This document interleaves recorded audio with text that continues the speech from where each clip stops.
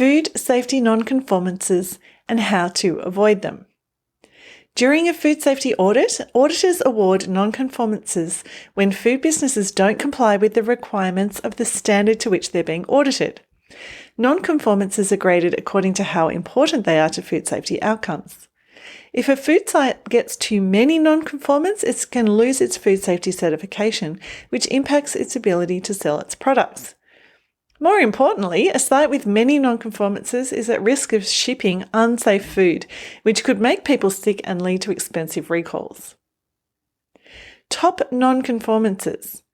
The non-conformances listed in this post are sourced from two of the most prestigious standards owners, BRCGS, that's the British Retail Consortium Global Safety, and SQFI, that's the Safe Food Quality Institute. Their standards are used to certify the food safety systems at tens of thousands of sites worldwide. The most prevalent non-conformances change over time, often reflecting changes to standards and auditing expectations. For example, BRCGS renewed their focus on physical site visits following the easing of the COVID pandemic, and this is reflected in their top non-conformances for 2022, of which more than half were related to the condition of, the physical condition of physical attributes of facilities, equipment and fixtures, and that's as opposed to systems, personnel or documentation failures. The SQFI also reported a distinct change in the number and type of non-conformances following their transition to a new edition of their main food safety standard in 2022. So top areas of non-conformance combined for audits to BRCGS and SQF food safety standards. These are the ones that we'll discuss in detail in this post. Premises and equipment, pest prevention activities, the food safety plan, chemical controls, traceability, storage procedures, management reviews, and internal audits. Premises and equipment. Problems with the hygiene of premises and equipment are the most common reason for top non-conformances for food businesses audited to both the BRCGS Food Standard and the SQF Food Safety and Quality Codes. The SQF Institute reports that cleaning, sanitation and maintenance of equipment, buildings, floors, ceilings, walls, doors and junctions were notable sources of non-conformances in 2022. For businesses audited to the BRCGS Food Standard, 6 of the top 10 non-conformances related to the construction, design or sanitation of premises and equipment, such as walls, ceilings, floors and food processing equipment. Non-conformances for Clause 4.11.1, premises and equipment hygiene, were the most numerous types of non-conformance issued in 2022. Hygiene relates not just to the cleanliness at the time of an audit, but also to the design, construction and maintenance of fixtures, fittings and equipment. These must be both clean at the time of the audit and designed and constructed to be easy to keep clean as well. For example, BRCGS Food 4.4.1 Walls states that walls shall be finished and maintained to prevent the accumulation of dirt, minimise condensation and mould growth and facilitate cleaning. And Clause 4.4.2 Floors states that floors shall be impervious, be maintained in good repair and facilitate cleaning. Auditors award non-conformances for loose wall or floor tiles, broken tiles, cracked surfaces, flaking paint, unsealed joints, unpainted or bare concrete, and floors with poor gradients which allow water to form pools instead of draining away. Areas that are not kept clean or are difficult to clean have resulted in many deadly outbreaks of foodborne illness. One such outbreak, caused by listeria-contaminated cantaloupes, was the USA's deadliest outbreak since 1924, killing 30 people. The cantaloupes were contaminated by processing equipment which was neither clean nor easily cleanable when the FDA investigated. The equipment's rollers, and I'm quoting here, had an accumulation of dirt and needed to be cleaned, and the poles used to push cantaloupes on the packing table had balls of redacted on the ends that are not cleanable. And those quotes, including the redacted bit, are from the FDA inspection report from the outbreak investigation. So clean and cleanable equipment in that case could have prevented the 30 deaths in that outbreak. Pest prevention activities. For as long as I've been in food safety, pest prevention systems have been a major source of non-conformances. They didn't appear as a standalone item in last year's BRCGS list, but it's worth noting that the third most frequently awarded BRCGS non-conformance was for their clause about doors. And the doors clause is actually about preventing pest ingress. The SQFI reported pest prevention non-conformances were a notable trend for audits to SQF Edition 9 in 2022. The BRCGS requirements for doors are that they must be adequately pest-proof so that pests can't get into food facilities, kept closed and or fitted with systems to prevent pest ingress. In my experience, many pest-related non-conformances aren't the result of an actual pest infestation on the site, but are more often raised because of deficiencies in pest-related documentation, such as monitoring of pests and reporting of pesticide usage. The Food Safety Plan.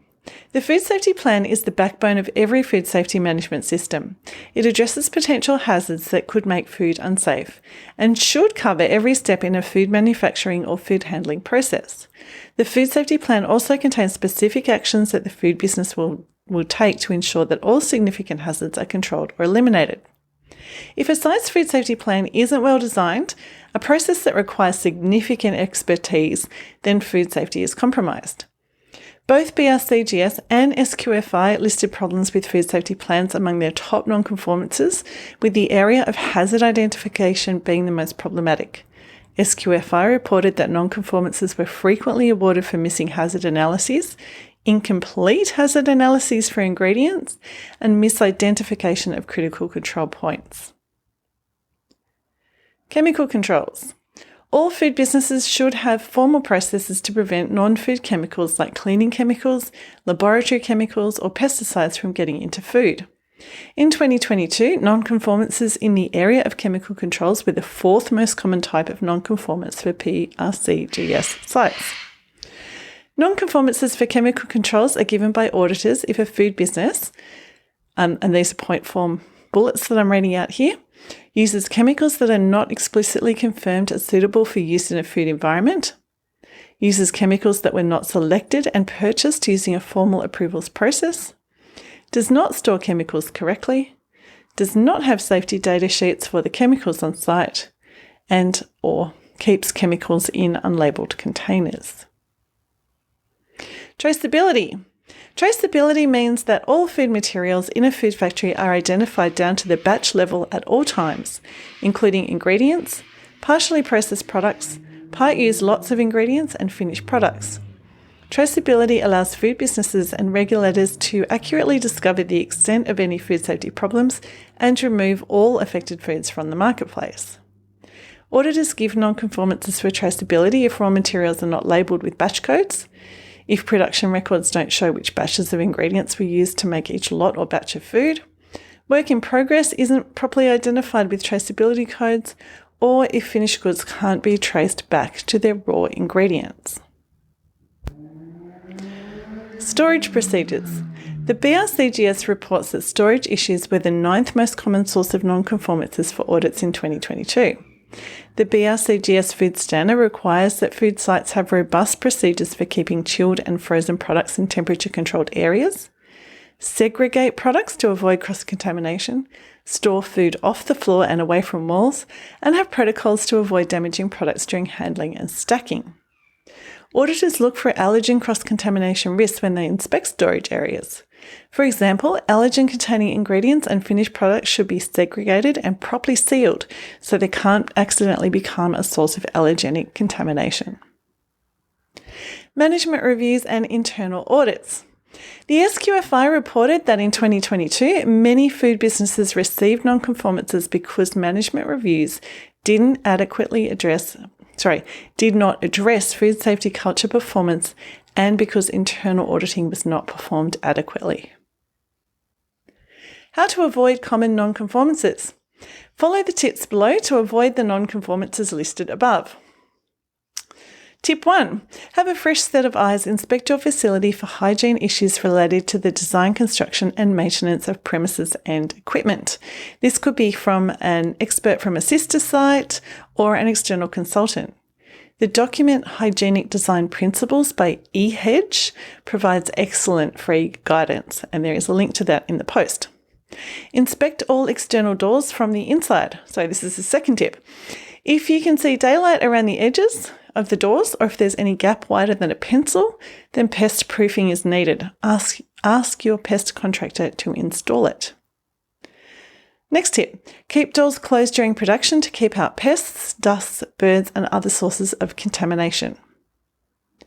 Use a new or different internal auditor or external consultant to check your chemical control systems and traceability systems against the requirements of your food safety standard, and they need to make sure that each part of every clause is adequately addressed. Keep storage areas well organised with clearly marked areas to segregate materials that pose a contamination risk, including allergens. Close all containers, sacks and bags of raw materials when not in use. Label all chemical containers and refresh faded or worn labels. Check that pest contractors' activities meet the requirements of your standard. Are the monitoring and reporting documents adequate and available? Are pesticides selected properly and their usage recorded? Are any infestations dealt with quickly? Add agenda items to management meeting agendas for food safety culture related KPIs. And the last tip is ask an internal expert to review your food safety plan. They should be checking that all hazards have been addressed, including microbiological, physical, chemical, fraud-related, intentional, malicious contamination-related, and allergens. Hazards in raw materials, hazards introduced during handling, and hazards that survive processing steps all need to be identified. Final thoughts. To pass a food safety audit, you will need to be compliant with the food safety standard you're being audited to, and that means having few or no non-conformances.